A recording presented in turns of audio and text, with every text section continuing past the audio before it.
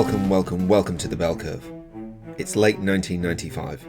The Super Nintendo is in its twilight, locked in a 16-bit console war with Sega's Genesis, while Sony's PlayStation hints at the next generation's potential. Amid this, Rare, a small studio in Twycross, Leicestershire, had turned heads with 1994's Donkey Kong Country. Its pre-rendered 3D-style graphics pushed the SNES to its limits. Its soundtrack captivated, and its platforming struck a balance of polish and accessibility. Selling 9.3 million copies, it proved Donkey Kong could be a modern mascot, not just an arcade relic. But sequels carry weight, and Rare faced the challenge of proving their success wasn't a fluke. Their answer would land with high expectations and bold ambition. Development on Donkey Kong Country 2, Diddy's Kong Quest, kicked off right after the first game shipped in 1994. Rare, still a tight-knit team of about 50, operated with newfound confidence, bolstered by Nintendo's 25% stake in the studio. The Stamper brothers, Tim directing, Chris overseeing, guided a crew of artists, designers, and programmers who'd mastered the SNES's quirks. Their Silicon Graphics workstations, used for pre-rendered sprites, were now a well-oiled machine, allowing more ambitious visuals and animations. The goal was evolution, not repetition.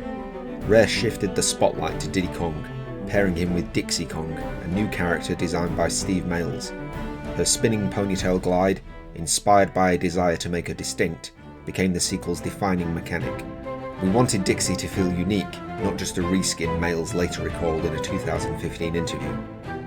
The pirate theme, driven by designer Greg Males' fascination with the golden age of piracy, shaped Crocodile Isle's darker tone. Shigeru Miyamoto offered light feedback, suggesting tweaks to Dixie's animations to emphasize her personality, a rare instance of Nintendo's direct input. Rare's production culture thrived on small team agility. Programmers and artists shared desks, iterating quickly via handwritten notes and late-night playtests. The working title, Diddy's Wild Frontier, was scrapped for Diddy's Kong Quest to reflect the swashbuckling theme. Nintendo, trusting Rare's vision post-Donkey Kong Country 1's success, gave near total creative freedom, only ensuring the game hit deadlines for the 1995 holiday season. This foundation of trust and technical know-how set the stage for a sequel that aimed to outshine its predecessor.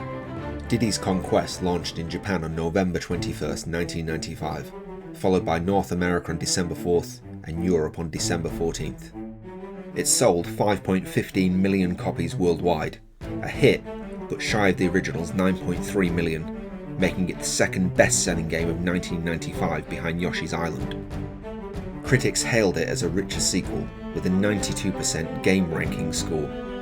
The moodier Crocodile Isle, diverse level themes, and Dixie's hover ability won praise. David Wise' soundtrack, blending serene tracks like Stickerbush Symphony with intense ones like Lockjaw's Saga, was a standout. I wanted each world to feel alive, like a character, Wise noted in a 2010 Retro Gamer feature. The game's defining elements, its mechanics, visuals, audio and level variety, shape its successes and shortcomings. Dixie Kong's gliding ability, a standout mechanic, reimagines platforming and exploration, adding layers of depth to the gameplay.